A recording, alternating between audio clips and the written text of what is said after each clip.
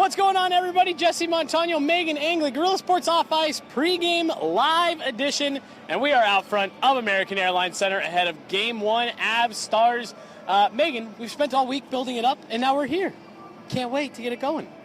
Yeah, it's exciting, and the excitement around the team is palpable. I had trouble with that word yesterday, but I nailed it today. Nailed it today. Playoffs. Jared Bednar had to yank the guys off the ice yesterday to get a plane, and then this morning, Keaton Middleton was the first one on the ice, and he just looked around at all the playoff towels on the seats and seemed to soak in the moment and the reality of playoff hockey. And you could see a lot of players having that it's finally here moment. Taking a look around the arena this morning, Josh Manson comes out, bangs the glass, and does some kind of rowing boat motion with his sticks. But there were a lot of smiles. The mood was really light, happy, excited, and you could feel it. Josh Manson also called out the towels on all the seats, and I'm going to give Dallas a little bit of credit. We see a lot of teams do towels. They got some pretty cool. Yeah. They got Jamie Benn, Tyler Seguin, Rupe Hanson. They're pretty cool. But I'm with you, Meghan. You could feel the excitement. The locker room's packed with media. All the players are kind of chomping at the bit. Jared Bednar alluded to that. Like, yeah, there's an intensity around the rink. We want to get going, and we want to get into this. So let's dive into it. We did see morning skate today. Jared Bednar in playoff form, not giving us much of anything. Hilarious switch. Hilarious. And it happens in a day. Yeah. And again, he opened up the presser. I had Brendan calling me for the first question. He just looked at me with this huge grin on his face. I started laughing. He started laughing because we all knew what was about to happen. Nothing. So, you know, he was in a good mood. But he said, look, it's intense. We want to get after it. We've been off for a week. Good week of practice. Let's talk about who we think is not in tonight. Although, again, none of this is confirmed. Jared Bednar likes to play the mind games. Things could always change. The extras on the ice after morning skate today were Gabe Landeskog, Miles Wood, Jimmy Vesey, as well as Keaton Middleton and Sam Malinsky. Let's hold on Sam Malinsky for a second because I know we want to get into that. No Gabe Landeskog tonight. I think that's probably the right move for me. Let him get another couple days here skating with the team instead of jumping right in. What are your thoughts? I want to see the group that's been doing it all year get game one. I think there's a comfort, a familiarity, and they've won together in the regular season this year with a process that has rewarded them, and it's the exact process they need to rely on tonight. And so that's not to say that Gabriel Landeskog doesn't have something to add to this Avs team right now. I do feel he can help them in this series. But for game one, I think it's an important game to set the tone, and that's why I think it's important to roll with the guys that have been doing it all year. Yeah. These guys just want to be on TV back here, so we'll make sure to get them in there. But I'm with you, Meghan. I think Gabe Landeskog has a lot to add to this lineup, but I do think it's smart to let this series get started. And I like what you said there about let's see the group who's been doing it all year. That's nothing against Gabe Landeskog, but Jared Bednar is big on guys earning it, and I think that is a little part of this as well. That hey, Yoel Kiviranta, Parker Kelly, the guys that we have kind of talked about potentially being the ones to come out, they also deserve to get in the game. Yoel Kiviranta, 16 goals. Parker Kelly, I can't say enough good things about what he's done in the lineup so far this year. So I'm with you. I really like that perspective. Let's see the guys who have done it all year get in the lineup, and hey, let's let Gabe Landeskog get back in the building of a playoff game, things like that. Let's turn our attention to the back end here. Sorry, anything else to add on that? I think they want to tee up this series in the right way, too, so the stakes aren't quite so high when Gabriel Landeskog does rejoin the team. They want to set the tone by stealing at least one here in Dallas. Yeah, absolutely. And we talked about the fact that this is an injured Dallas club right now, and you have the opportunity to jump on these guys here. I think game one's going to be important. I don't necessarily think that whoever wins this game tonight is going on to win the series, but I think this could be I'm just kidding. I think this could be a tone-setting game in terms of intensity, the way that these two teams are going to stack up to each other. You know, to your point, like let's let this settle in a bit here. But let's turn our attention to the back end. We did talk all week leading up how well Sam Malinsky has played coming out of the Four Nations break, specifically these last 2 weeks. I mean, this seems to be the best hockey that he's played. Looks as though he's not going tonight. We knew that was going to potentially be an option. Jared Bednar opting to go with a little bit more of a veteran lineup if that is the way that it ultimately shakes out. Look, I can see both sides of this. What are your thoughts? With Lindgren and Manson as players that can help the back end tonight, it makes a lot of sense when you look at the D core for Dallas, and it's a young D group with Thomas Harley and Leon Bichel on the back end. I think that Jared Bednar, this is part of the chess match, and he wants to match that then with experience and playoff experience in particular, and that's where players like Lindgren and Eric Johnson can help the Avs tonight. And I think it all goes back to setting the tone.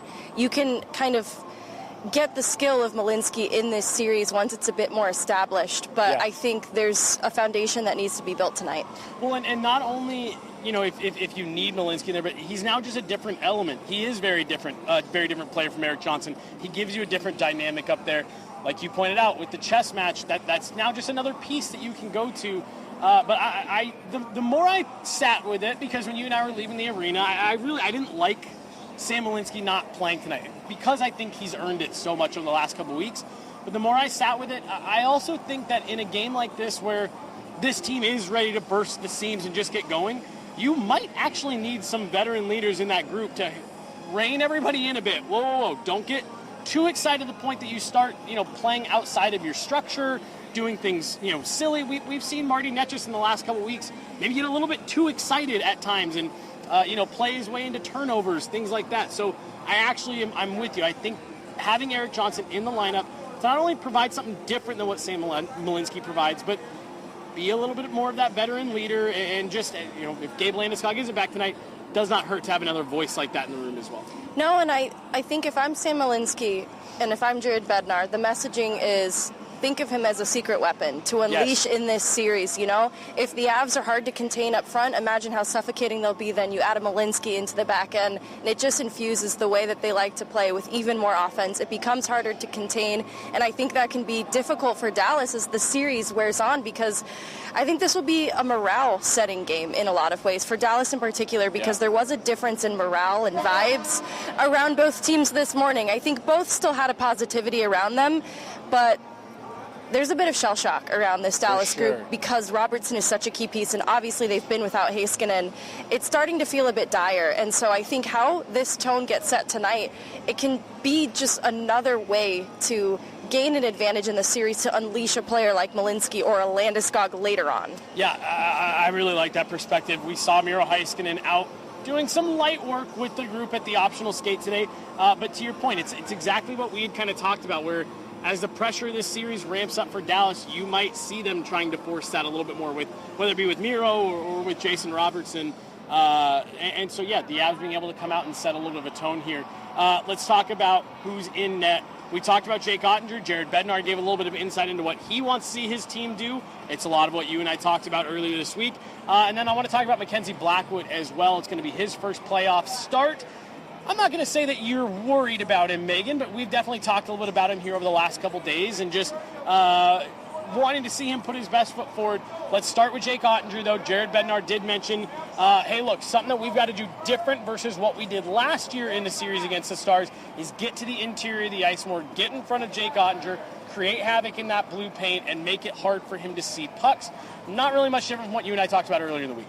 Yeah, it's passing plays, but not the pretty kind. You're looking for tip-in attempts at the front of the net, and it's going to be a lot of players then establishing themselves at the net front to either take away his line of vision, get pucks on net, and then try for the second, third attempts, which in a second we'll talk about being the key to how the Avs can better defend in their own end. But it's the way to solve Ottinger, because he is a good goaltender, and so that first attempt is probably not going to beat him clean. So you're going to have to try for second and third. Yeah, and if you want to have a shot at that first attempt beating him, you got to get in his eyes. You got to take away those lines of sight. You mentioned the rebounds. They've been an issue for Mackenzie Blackwood at different times in his career. He was among the league leader in giving up rebounds this year. But you've talked all week. There's something the Avs can do to help him out on that. Absolutely. When you look at the overall shots allowed for the Avs, it's among the lower of the teams, but the unblocked shot attempts is where you see that there's room for improvement. And I think when the Avs pay attention to the details, they do defend the house pretty well. And so that's getting sticks in lanes, remembering your assignments and not straying for them, because there's so many threats on the ice at any given time for Dallas. You don't want to overcomplicate things there either. Clear pucks, punish guys who decide to go to the front of the net and help Mackenzie Blackwood out. And similarly, just limit Dallas's time in their own end. And I think this is something the Avs are fully capable of doing, but it'll better support their goaltender, who I think is great at stopping the grade A chances. He's not probably going to be beat clean either. Ottinger and Blackwood kind of similar in ways, but we have a body of work to evaluate Ottinger on in the postseason. We don't have that for Mackenzie Blackwood. And there has been a little bit of a vibe shift from the usually happy-go-lucky goaltender who has been very intense lately. And I don't know that that's necessarily a bad thing. Right, and yeah, it's not that he's not still happy or go-lucky, but there is definitely just a different air and a different intensity to Mackenzie Blackwood over these last week, 2 weeks. Yeah. He just seems really dialed in. And again, I'm with you. I don't necessarily think it's a good or bad thing. I do think, though, that Mackenzie Blackwood understands the moment and understands that he is now backstopping a team that has not only Stanley Cup aspirations, but is among the league's favorites to be able to make it that far and ultimately win the Stanley Cup. So you can look at it one of two ways. You can look at it and saying, like, oh, man, it's the playoffs. Mackenzie Blackwood might be feeling a little bit tight. Or you might be looking at it saying, no, he's ramping up his intensity. In the same way that we see a vibe shift in Nathan MacKinnon come this time of year. We saw it in Eric Johnson yesterday at practice. We see it in Jared Bednar every year. So this could just be another, name on the list of, no, these are guys that just dial it up the week of playoffs. Yeah, it's his postseason form. What I think is interesting, too, is his will to win. When you look inside the San Jose Sharks seasons, for example, it's always there, and the stakes maybe haven't been as high, but that will to win has helped to bring them success, especially individually for Blackwood. And so I think that compete and that desire to win is going to serve him well in the playoffs, and we're just seeing him wear a little bit of a different hat here. Yeah, and just real quick before we move on from goalies and get into our kind of final thoughts on the overall matchup, we wanted to address the call-up of Kevin Mandolisi on yesterday's show. We didn't get a chance to. This is very standard practice, especially for the Avs. They like to carry three goalies, especially with them on the road in the playoffs. And Meghan, as far as the Eagles capture the Central Division, they do get that first-round bye.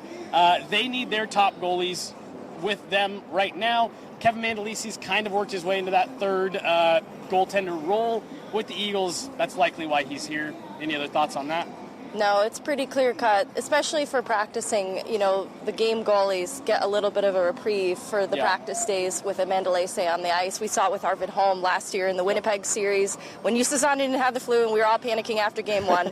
So it's nothing entirely new, and it shouldn't worry anybody. Shouldn't worry anybody. Meghan, let's get our final thoughts here before we get inside and get into this one. It's Mikko Rantanen, it's Jamie Benn, it's the Dallas Stars taking on Nathan MacKinnon, Cale Makar, Colorado Avalanche. We've outlined a lot of this series throughout the week, so we don't need to go too far into anything. Just, I guess, what are your final thoughts about how these teams are stacking up heading into Game 1?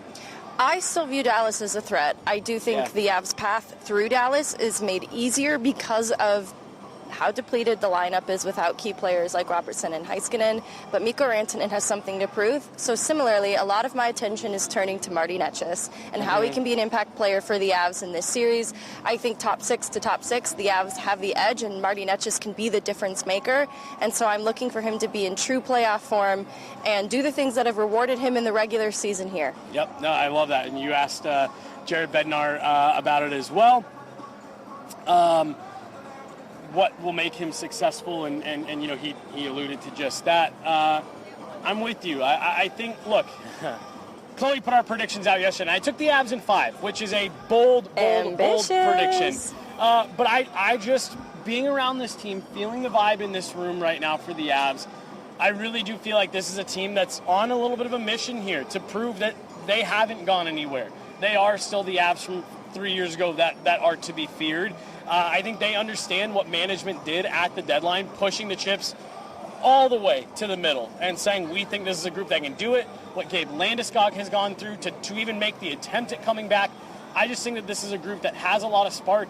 And then having been around this Avalanche team the last 2 postseasons where it's felt like they have just run out of gas. But they've had a good team, they've had good players, they've had good moments, but they've run out of gas and just haven't had it, whether it be injuries piling up, off-ice issues piling up. And I just get a little bit of that vibe from being here in Dallas, being around the Stars. You said off the top that you can tell they're feeling the squeeze a little bit of shell shock. I'm just wondering that at what point does this Stars team say, this has been such a crazy year. There's been ups and downs. We've got new players, and yeah, Mikko's been producing, but they still feel like they're wanting more.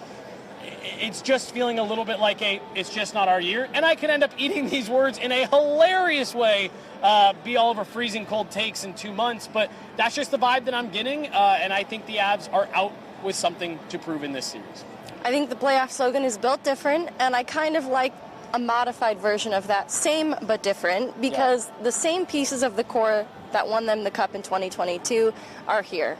And I think it's important to take note of that leadership in the room, but they've added around it. And so I do want to see the ways in which they're built different, because they tinkered with this lineup so much and they gave up a lot to get to this point. So I want to see the dividends. There is, depending on how all of the lineups shake out, when it's all said and done, there's a chance that we will see 9 players skate in this game for the Avalanche who were not in the season finale just less than a week ago. That's going to do it, guys.